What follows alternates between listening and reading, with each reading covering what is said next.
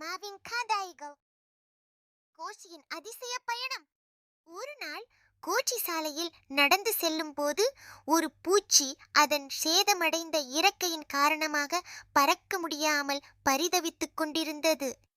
கோச்சி அந்த பூச்சியை எடுத்து கவனித்து காப்பாற்றினான். சில நாட்களில் பூச்சி முழுமையாக குணமடைந்து பறந்து சென்றது. ஒரு நாள் கோச்சி தாமதமாக வீடு திரும்பும்போது இருள் அதிகரிக்கத் தொடங்கியது. கோச்சி பயமுற்று வேகமாக நடக்கத் தொடங்கினான். பின்னர் பூச்சியை கண்ட இடத்தை கடந்தபோது இருளிலிருந்து ஒரு ஒளி வந்து அவனின் பாதையை தெளிவாக காட்டினது.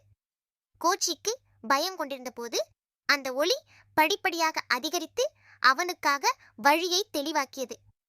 அது அவன் காப்பாற்றிய பூச்சி மற்றும் அதன் தோழர்கள்தான். பூச்சி மற்றும் அதன் தோழர்களின் வழிகாட்டிய ஒளியுடன் கோஷி பயமின்றி வீடு சென்று கொண்டான். முக்கியம், சிறு செயல்களும் மகத்தான உதவிகளாக மாறலாம். நன்றி குழந்தைகளே.